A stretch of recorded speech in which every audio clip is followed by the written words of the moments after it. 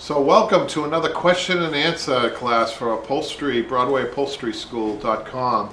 And if you have been watching and signed up for the tub chair class, you were watching the 5th class, which was an inside back prepping, making the patterns for that. We had a question about that too. Somebody asked a very interesting question. I'm not sure if Patrick has that here, he might. But I think I'll mention it now. We were sewing the inside back, has two seams, two angled seams that when you look at it actually looks like a wedge cut out on the fabric, but there's a seam there. And we actually turn, we do one side face to face, and then on the other side has to be turned upside down to start sewing on the bottom. And there's a very good explanation for that. It's good habit forming when you're doing that. It's because the arm on one side of the sewing machine, you can only fit so much fabric underneath that effectively. Even though that we could have sewn this in a way like the first time, but we're setting up good habits with the sewing, and I can get more into that maybe a little bit later, but I hope that was an explanation. I'm not sure if it was. But then if you've watched the 5th class, the 6th class coming up is a very interesting class. We're going to be starting the inside back, at that point starting to pin tack it on and everything. But also during that class, what came into the shop was a space age chair. It's kind of interesting that you have to watch the class really. And if you haven't signed up, it's never too late to sign up. You would get right up to date if you signed up at BroadwayUpholsterySchool.com to see all this. I did want to talk a little bit before I get to my question and answer. Of course, this is a question and answer, so your questions would get priority over everything else that I'm going to be doing today. And I have a lot to do, actually. Jimmy is not here today. Jimmy had to leave, but with Jimmy, I think it's kind of nice having Jimmy here because I bounce off of him a little bit, and he asks questions that you might ask, being an apprentice. But this is his chair. If you saw last question and answer, or the previous one, he's really working hard on this. Today, I want to go over this too in a bit. But yeah, for all you YouTubers, continue on our station, which is great. We appreciate it. We've been saying that we have 7,000 subscribers. We've been nearing that, and we're very close. And so please subscribe if you haven't already. Like I keep telling people that we realize that 10 times more people watch our videos that are subscribers. So they're watching, but they're not subscribing. And our retention rate is 4.5 minutes average on the YouTube channel, which I understand. People tell me that that's pretty good. So we know people are watching. Not only are they're just not flicking through, they're actually watching. So if you're one of those people, please subscribe, because it's what keeps us encouraged to do more videos. And we're always posting. We tend to have more fun on those videos, like wearing Christmas hats, which I might put on a little bit later, if I get in the spirit of things. But we do like to have fun. We like to throw a little history in there. And Patrick's my son, he's good at putting the little graphics in there. I think he's got me on we just posted a video, a Civil War sofa, which was made in Pennsylvania. I'm not sure how close to Gettysburg, but I can just imagine that Gettysburg is the battle is roaring, and these people are making this beautiful Empire Victorian era sofa, and he's got me with the Civil War mustache and a hat, and this tool I wanted to show you is not a gun, but it does have a trigger. This is a clincher, and I've shown you this before, and he's got me holding this with smoke coming out. So. He likes to get creative, and we like to get creative. We like to have fun too with these. So talked about that last week. Talking about the news videos, it's actually doing very well. What was the new one, Patrick? Basic fabric cuts. Getting back to business. People really are enjoying that. I think part of the reason they're enjoying it, I think there was like a 200% increase on that video, Patrick, and the retention rate on that, I think, was really longer than the 4.5 minutes. So. We were doing cuts today with Jimmy that I want to talk about, but that video, I think one of the reasons that video might be popular is because of the camera angles that we're getting. We're getting good at this, folks. We're getting good at this camera angle thing, and we'll get better even at it as we roll along. So we want you guys to keep go to the online classes, because you're going to learn so much more on that.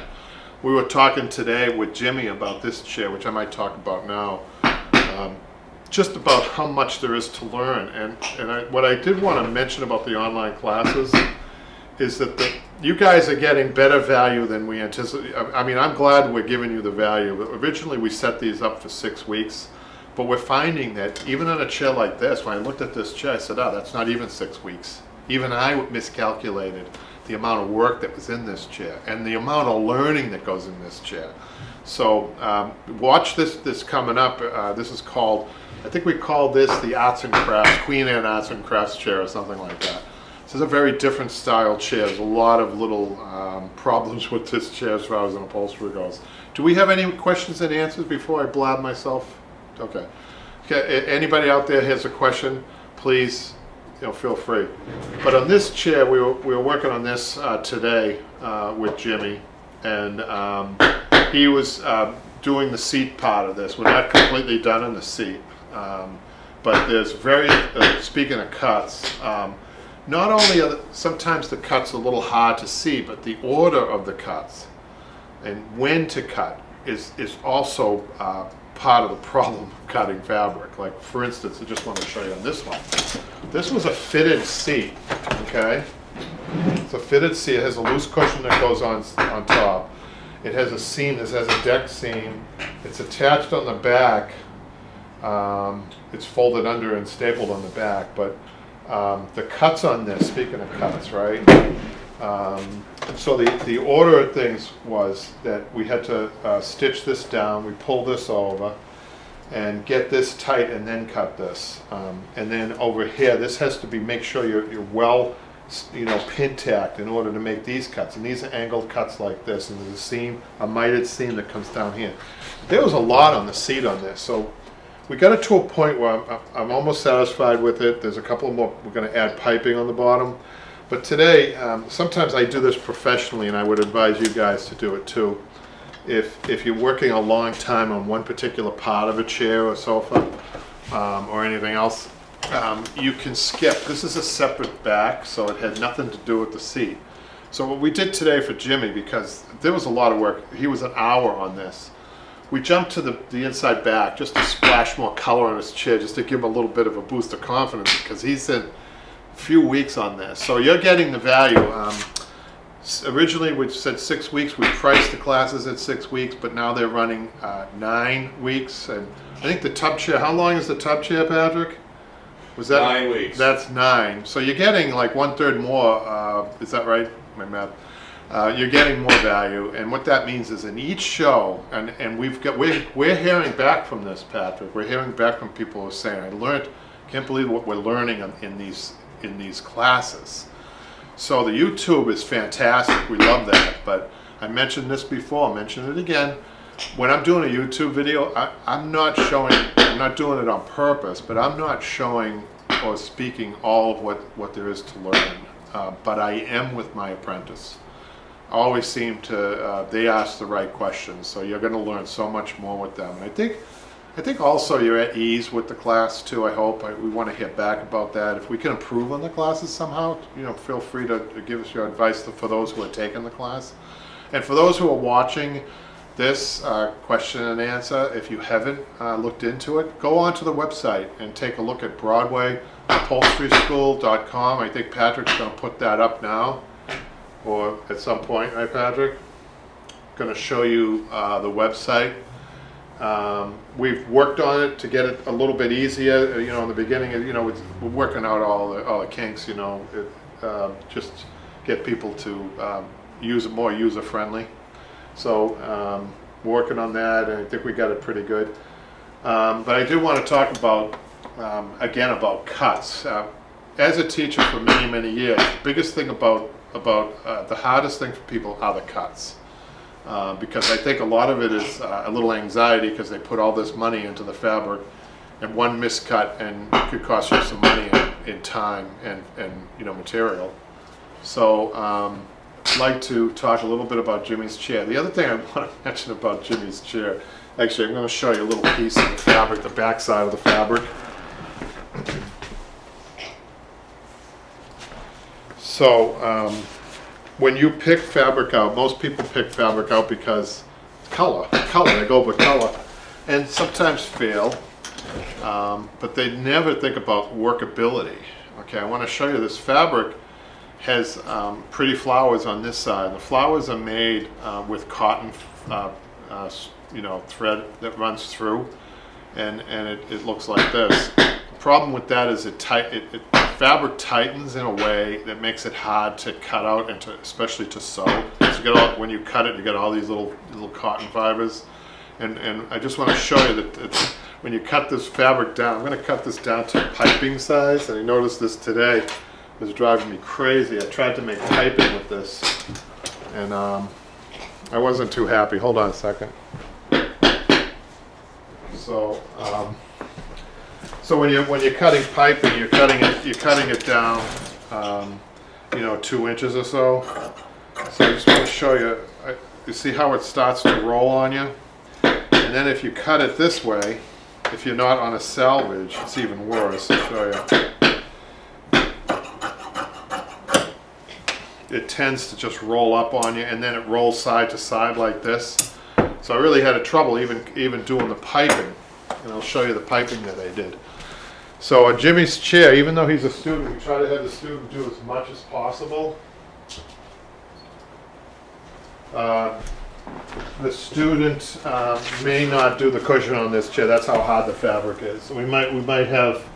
Patrick doesn't even know this yet, but I'm planning on maybe having somebody come in to show us. I mean, I can do it, obviously, but we have somebody that we're going to be showing. I can't find my piping right now, but that's okay.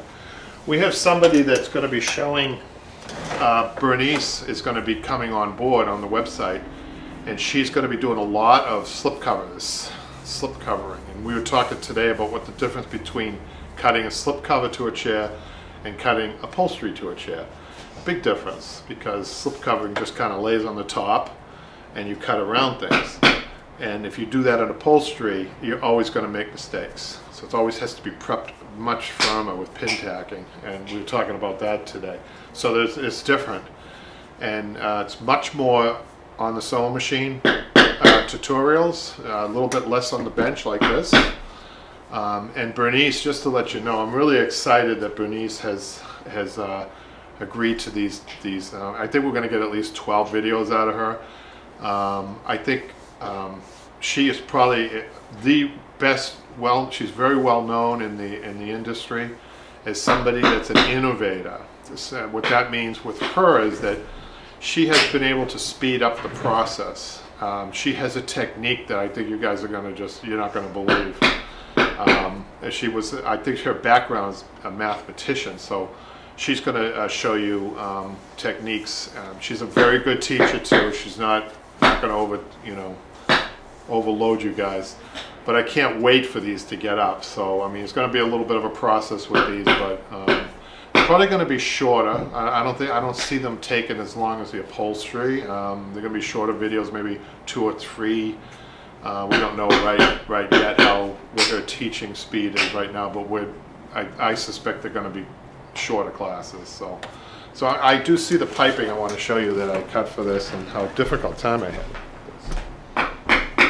Any questions?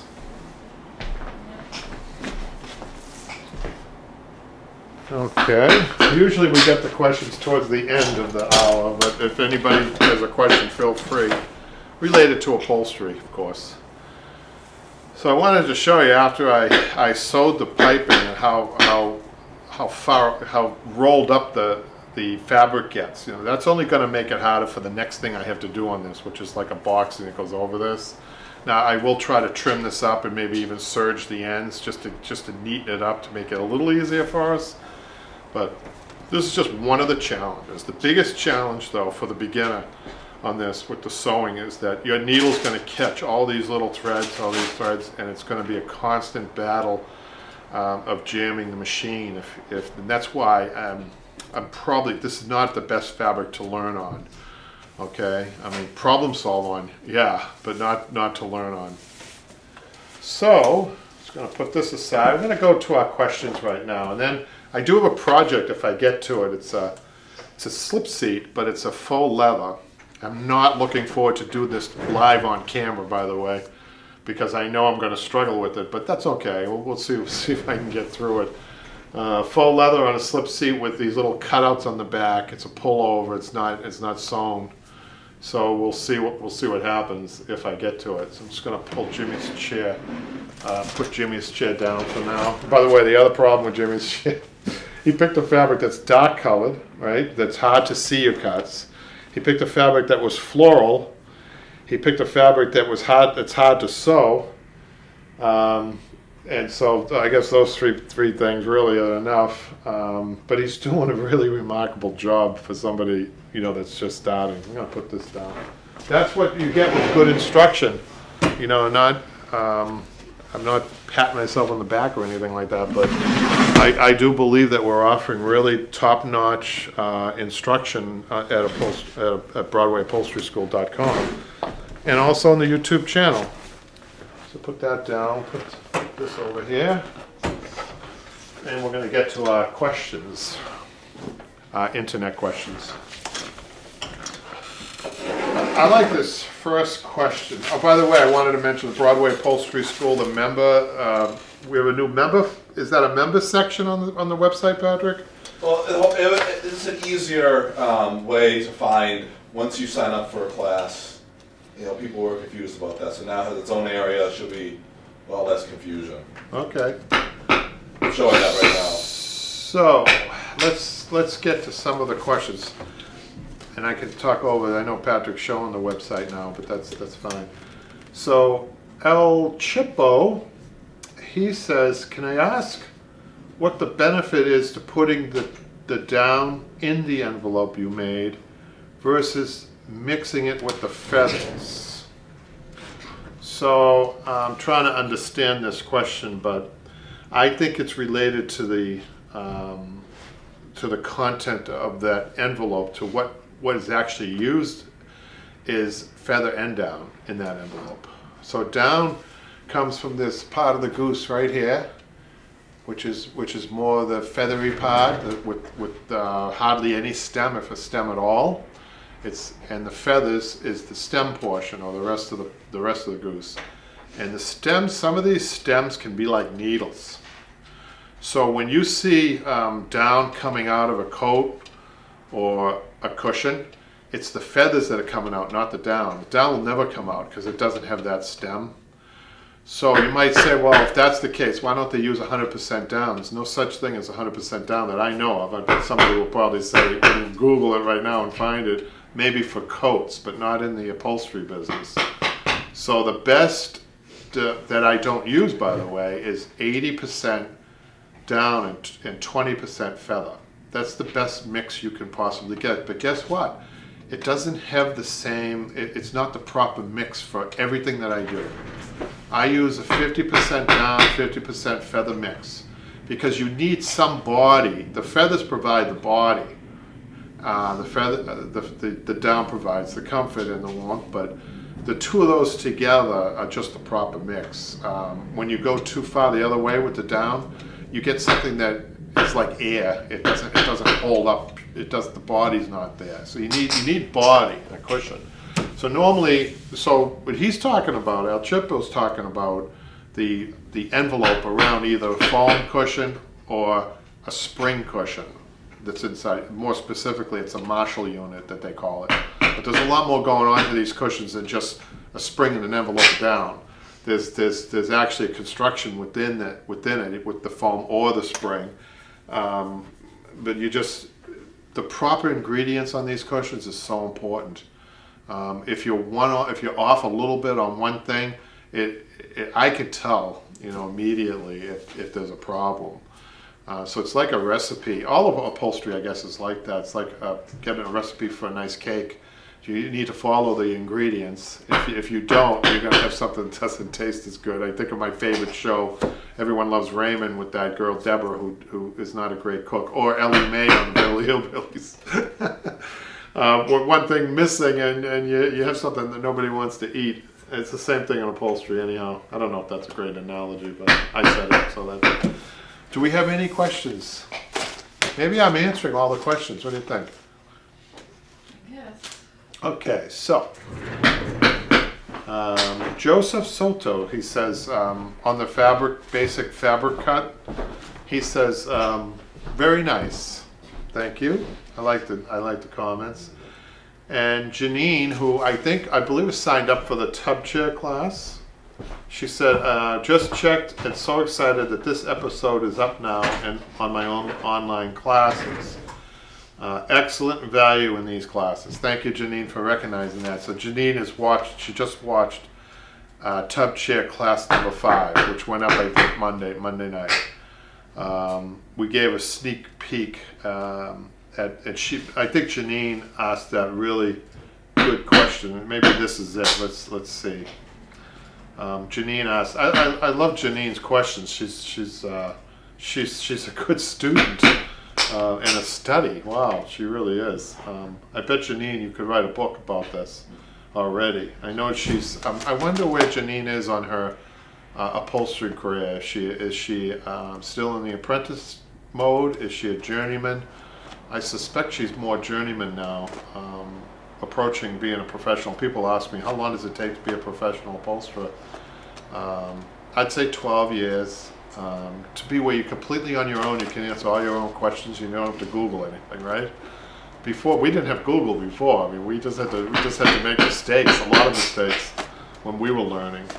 But, and then that doesn't include, how long is it, then the next question, how long does it take before you're proficient enough in all aspects of upholstery to open up your own shop by yourself, let's say, and you don't have any helpers?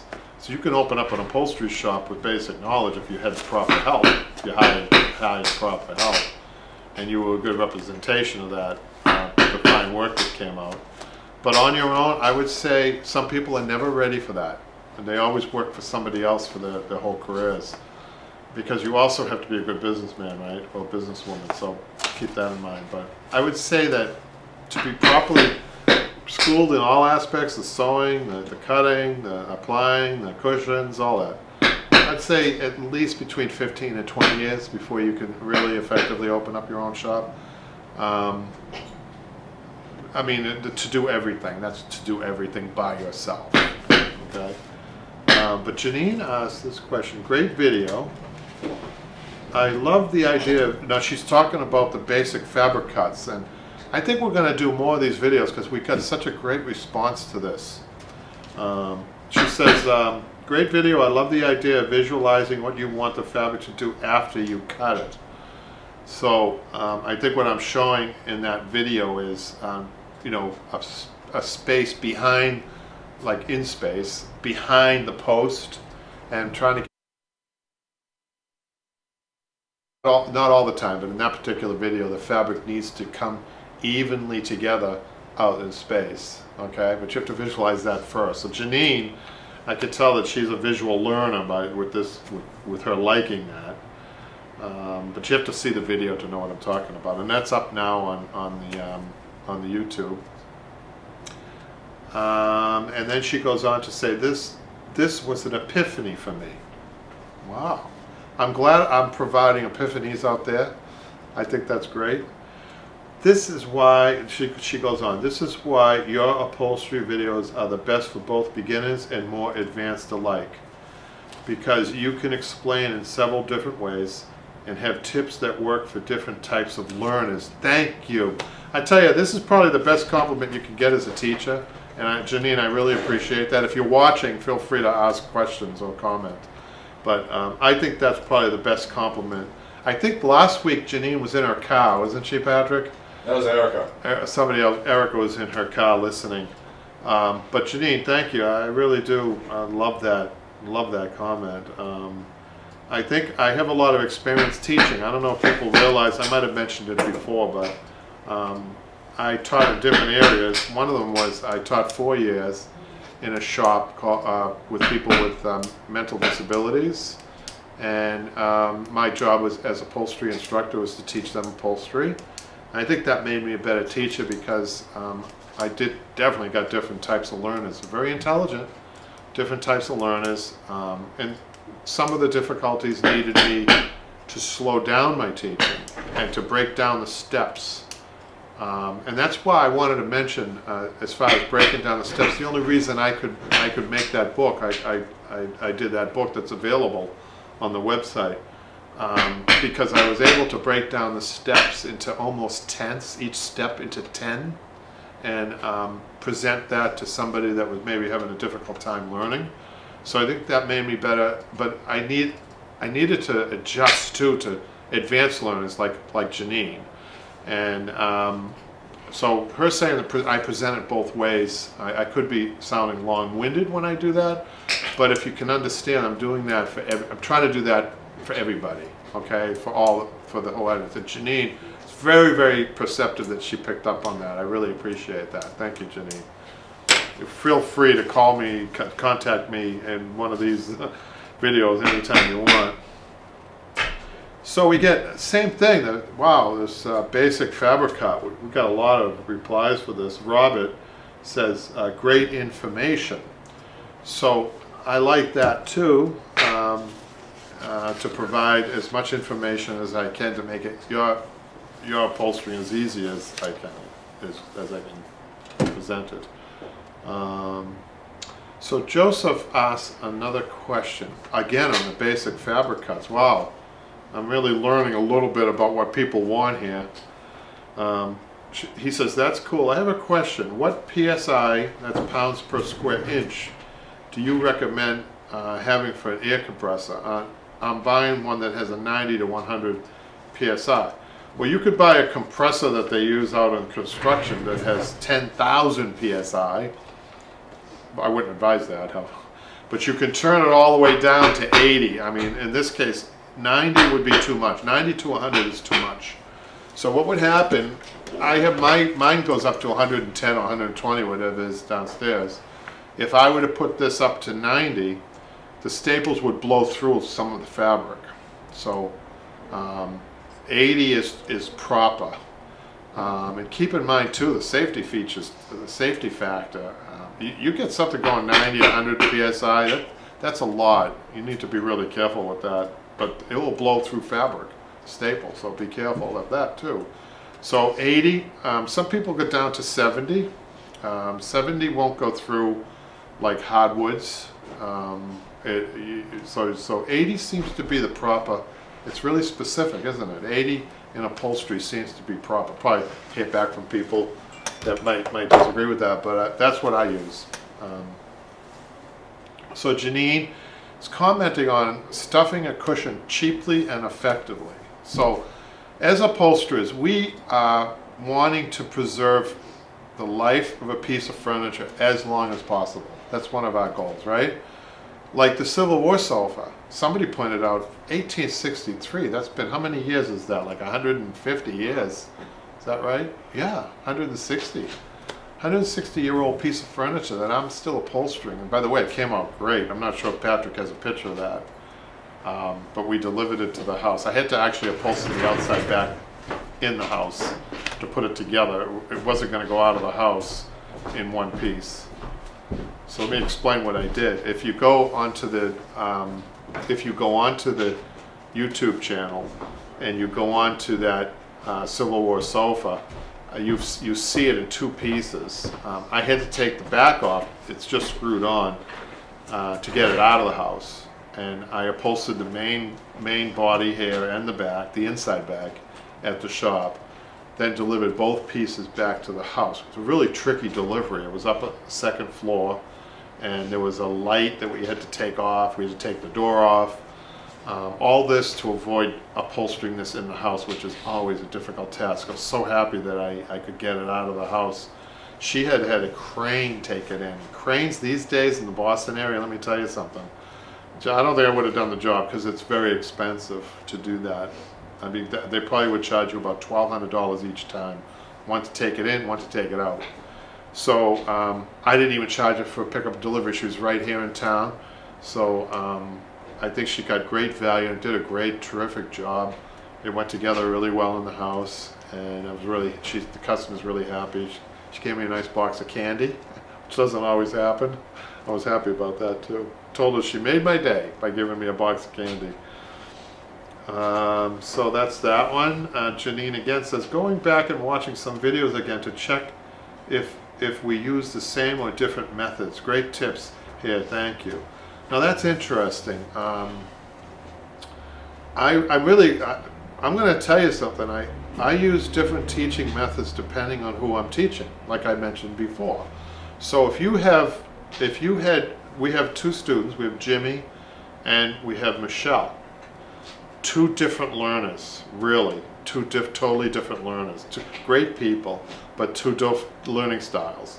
So I adjust to that, and you'll see that. And I think it's important to see an overview like that. It's important to get more than just one video. And just because you don't have one of the chairs that are featured doesn't mean you're not going to learn anything, by the way. I think the great value in these classes is that you're getting what you would get if you were submersed into an upholstery shop of old, right? Because that's my benefit was that I was. So you're getting through, watch as many of these as you can, just to get a good overview, and then if you want to take your career, if you want to keep doing it, you'll make your own fine tuning yourself, and things will click. Things will start to click on your own, and at some point you look at the videos just for nostalgia. And because you're on your own, you get to that point if you stick with it, definitely. Especially Janine, she seems to be. I would say I don't think Janine's ever told me how long she's been upholstering. Maybe she can comment. But I think that she's been doing this for a while. So that was that video was cutting a custom cushion. Cutting a custom cushion. I'm trying to think if that was, I'm trying to see the video. It's just a little icon here of what I was doing. So we have 120 videos, so sometimes I lose track. I think what I was doing that is the fabric, not the foam. I was cutting the fabric around some posts, and really, I know why she said great tips here, because there's one tip on that video that would save you mounds and mounds of aggravation, and that is, get on your tiptoes over the piece, hover over the piece when you're cutting it out, because you have to be looking straight down when you cut it out, and anticipate whatever size cushion that you have, 3 or 4 inch or a 5 inch cushion, because all furniture, if it's made properly, the backs are angled at about a 15-degree angle, right? 12 to 15-degree angle. So what that means is the top of the cushion is going to be longer. Do you know what I mean? Go to that video and you'll know what I mean. You'll see. And that's what she says. That's what she says here. Great tips, because she picked up on that. And the methods. I like that. Again, Janine, you must be an educator, because you're picking up on things that are really intuitive, and I appreciate that. Okay, then we have another Omnipotent, another favorite of ours, Omnipotent Mama. Thank you. This was only a day ago, so we're up to date on all our comments. Are there any questions? No. So we were quiet. I think everybody's away. We were quiet. Erica's driving again, but she's tuned in. Oh, Erica. We always seem to be on when she's driving. Her question's up there right now, though, so. Actually, I'm going to mention something about automobile upholstery while she's driving. So, a lot of times, automobile manufacturers like to use let's call it a velvet. It's a synthetic velvet, but it does have a nap. So what they do in upholstery on the seat on cars is they reverse the nap. They have the nap so that it's running. We run it with the smooth side forward. In automobile upholstery, they flip it so that it's the opposite. So what that is actually kind of locks you into the seat a little bit better. If you ever notice you've been on leather seats, how even with the seat belt you feel like you're sliding forward. If you're going to purchase a car, you might want to look at this.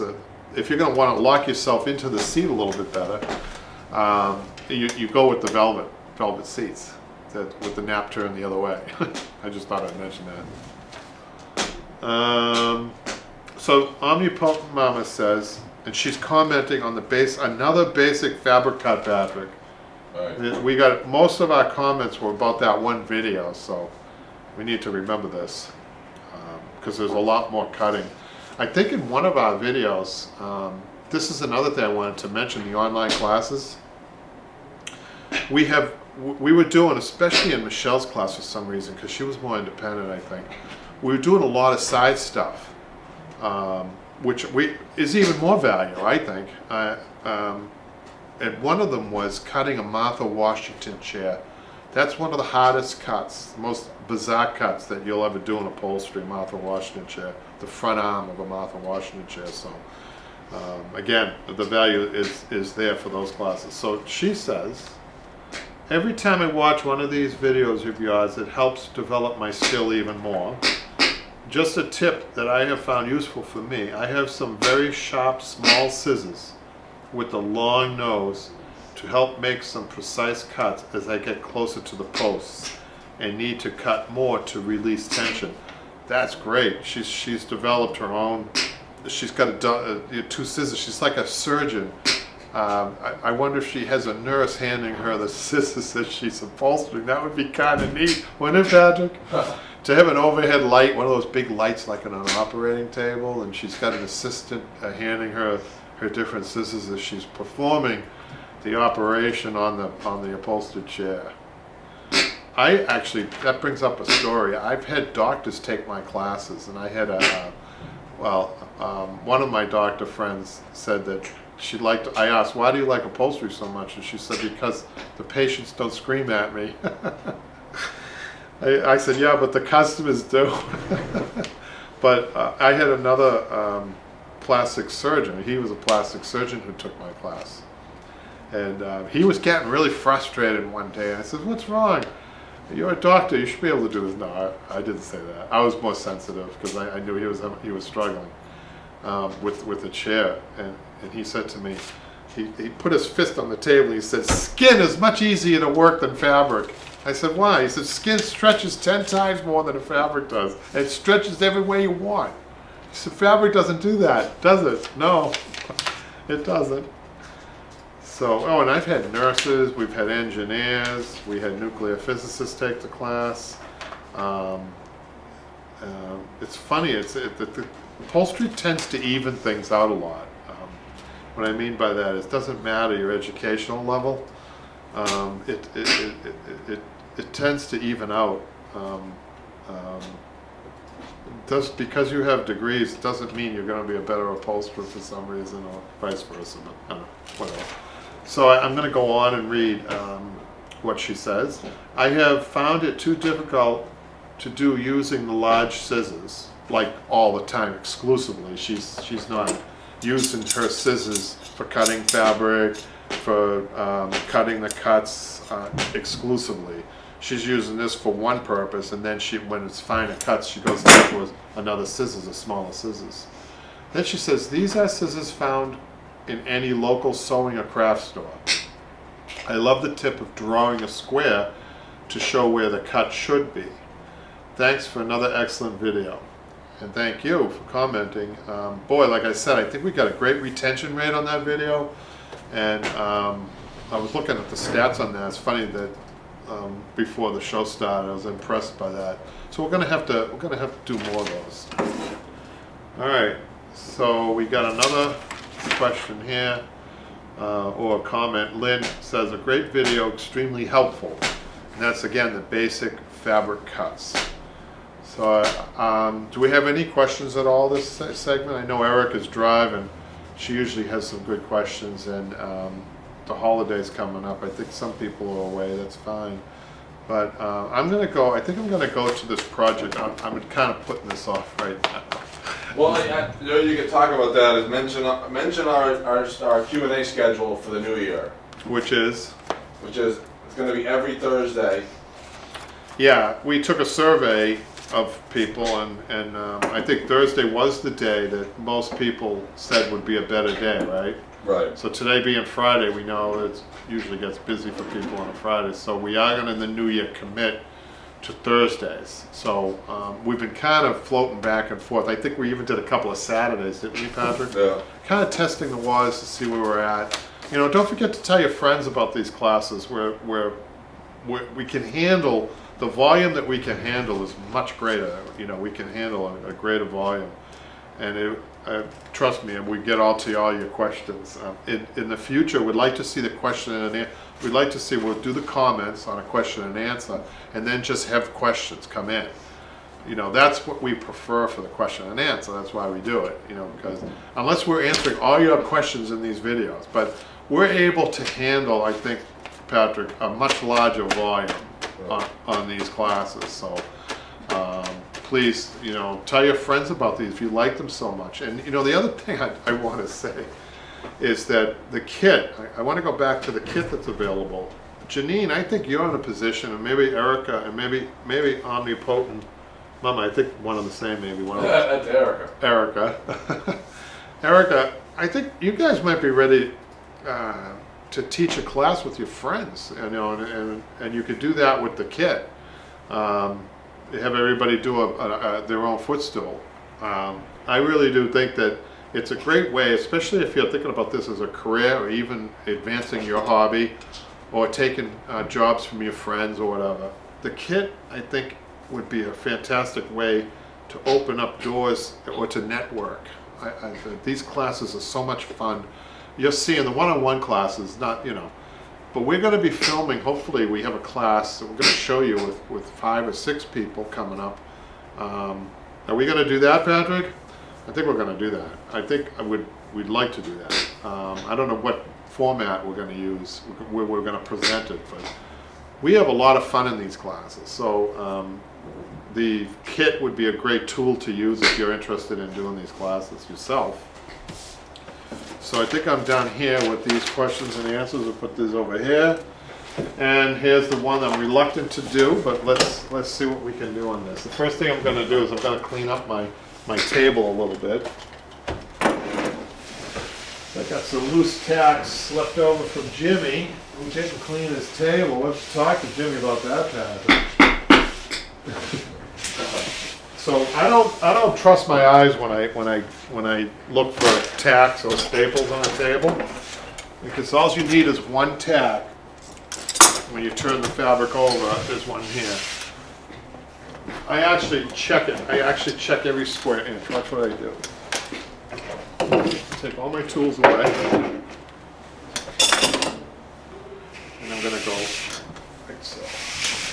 I just picked up a tack there. See that? I'm only going to be using this side, so I'm good. So, sometimes you break the rules. On this one here, I have to break the rules. I'm not going to put cotton or Dacron on this because I know I'm going to struggle with this as it is. It's not that flat. So if I add cotton on this with the faux leather, I'm going to be in trouble, right? So it's okay sometimes to break the rules. I'm going to do now. I'm going to show you. I cut this piece about 3 inches. It's about 3 inches oversized, 1.5 inches on each side. And I got my mark. I marked my front F, and I got a little line on this faux leather. I don't know if the camera's picking up. It has a little slight, just to make my life more difficult. It has a little bit of a stripe on it. I don't know if you can see it.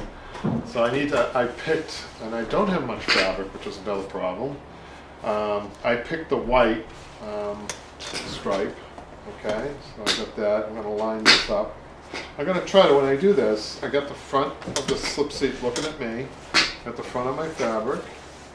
I'm just going to kind of roll the fabric. I'm going to try to get it as even as possible without actually seeing the center point, which I have marked on the other side. Right? I'm going to flip it. And I'm going to line up my center points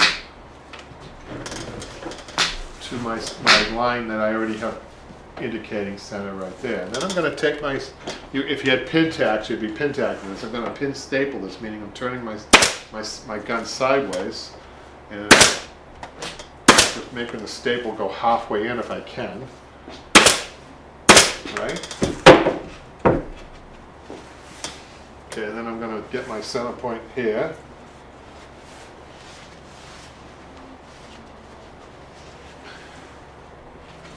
I'm going to give it as much of a tug as I can, and then I'm going to get more pin staples or pin tacks on this one. So folks, never mind the sides. Everybody wants to go to the sides at this point. Forget about the sides, okay? You haven't got it stretched properly front and back, okay? That's your first priority. If you properly stretch front and back on a slip seat, the sides are going to be easier if you've got it done properly. So what people tend to do, the only time that you would go to the side right at this point is if you had a plaid. If you had a plaid, you do need to, plaids are done in a different way. I'm not even going to get into that right now. But I did have some plaid slip seats in here that I showed you. Actually, that's another video. That was a video with those plaid slip seats, Patrick. I can't remember the title of that video on YouTube. Right. But I think it was just a tutorial to show how a lady customer, came in with 6 slip seats and only 1 yard of fabric. And usually I tell people you need 2.5 minimum on 6 slip seats.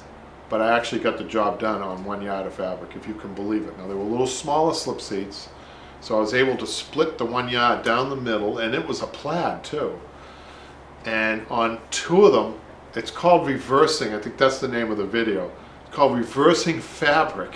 I've never done that in over 40 years of upholstery. I never even thought of it till this customer walked in. Really, really wanted the old fabric. When I mean old fabric, she had a yard left over of the original, from the original 6 that they came from Sweden, created the set. And she wanted so much to have the plaid again. So what I did with 2 of them, I really careful taking them apart. I flipped the fabric, and they were like, you couldn't tell those from the 4 that I had the fabric for. Do you know what I mean? And she was so happy. I mean, so it only works with the reversible fabric. Should tell you that. But if you ever have that situation, we do a lot of repair work in the upholstery business. So. Anyhow, let's get back to this. So I pin stapled this. I'm going to go to the front. I'm going to undo half of the side. I'm going to leave the middle one in because I don't want to lose my center point. All right, and I'm going to take these out on one side first. These pin staples, and I'm going to stretch. Look how I'm stretching. I'm stretching. It's a two-way stretch. It's a stretch this way and this way, and then I'm going to get it stapled. I'm confident that that's going to be okay. If, however, you're not confident, I'm stapling all the way. If you feel like you want to pin staple that again, feel free. Okay, I'm going to take this off. And I'm going to stretch, two-way stretch all the way to the end or close to the end. Staple there, but notice how I'm taking a staple there too. I'm stapling near the front, and I'm also stapling near the edge of just to get this tight in here. So it makes it easy. I just kind of notice how I'm not pulling this with 2 fingers. I'm kind of rolling it over and stapling. I'm coming from the center point out. I know I'm going fast. These aren't, see, this is what I mean. These aren't the great, in-depth tutorials that you're going to get on the online classes. This is what you get on YouTube. Honestly, I think we go a little fast as professionals on YouTube. We don't slow down enough. So I'm happy with that front edge. See? I'm going to do the exact same thing in the back. Now this needs to be stretched. This is important to stretch this. Stretch. Two-way stretch. Staple and staple. See? And then from the middle out, I'm just going to roll it and staple. And you're going to undo the middle one, gets undone last. Middle pin tack. All the way to the end, two-way stretch. Staple it towards the edge, and then I'm going to staple here to keep this tight. And then staple that, and then you remove the pin staple, which I already did in the front. Okay. So now the trick is, because these taper back, okay, the first thing you should tackle, okay, and you're ignoring the corners. You're ignoring the corners, so you want to be off the corner. You don't want to be on the corner. I'm going to come right to here, and I'm going to be on the back first. Right? The first stretch on the side is at the back side of the slip seat. And look what I'm doing. Drawing that tight this way, and I'm going to staple that way, and then I'm going to stretch it to the front. This. And then, remember I said don't worry about the sides until you get this properly stretched? See how tight this is? It's because of this stretching. Okay? So what you want to do is make sure you don't over tighten it or under tighten it. That's a talent that you're going to have to develop. It's one of those things you're going to have to develop. But what I'm going to do is I know how much pull this to wrap this around it, tension that I want. There we go. My stripe looks good. We come to the edge. Do the same thing to the back. Stretch to the front. Try not to double up on your fabric. Okay, I'm going to do the easier one first, the easier corner first, which is the front. So this has a curve.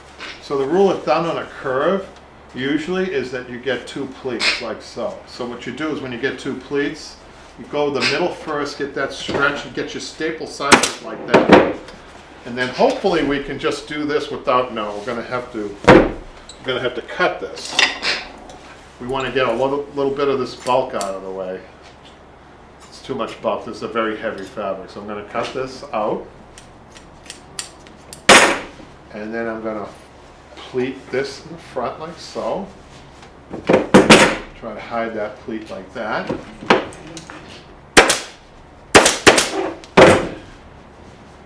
And then I'm trying to get the proper pleat, like the same size pleat on the other side.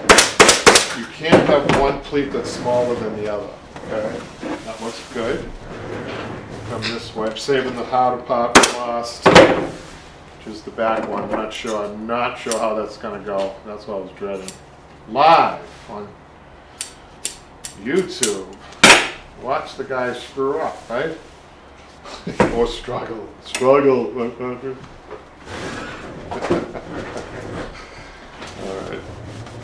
So I'm trying to get that first pleat where I want it, to try to make it match the other pleat on the other side. That's what I'm looking for, you know.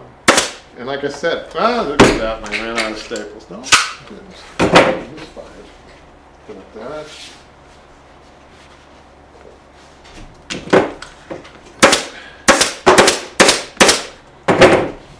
And then I'm looking to see the distance to make sure it's the same distance as the right side. Suppose the second one that you do is the hard side. So you try to make that look like the first side. So I'm very happy with that. Okay, now the difficult part. Okay, because this fits into the back and inverted, right? So the first thing you want to do is right to the middle as tight as you can get it. Tight as you can get it, and then your staple has to be on this side, okay? And it has to be stapled right in there. See that? Actually, I'm very lucky this is going to work out good. It's got enough of a stretch. I'm just going to pleat this over like this. It's going to be easier than the front, which you never know on this. See, this little pucker here is always there. You can't do anything about that. You don't want to cut that. Okay, you want to leave it as a pucker. Sometimes you can help it by stretching this way, but that to me is very good. It's not really even a pucker. That looks good. So this is really working out well. So we're going to stretch it as much as I can and then get a staple right in this side. You don't see that when it's in the chair, so don't worry about it. And then I don't even have to trim this out. I'm going to take this, need some staples.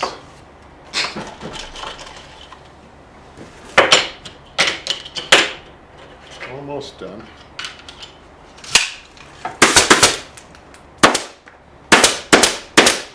And then pleat this, get a staple there, and a pleat this way.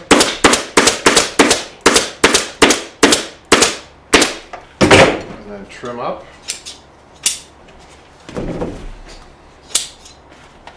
Now we have 4 of these, so we make sure the other 4 are done exactly the same way. How about that, huh? Look at that. So I think that's going to wrap up our question and answer. Unless, do we have any late questions coming in?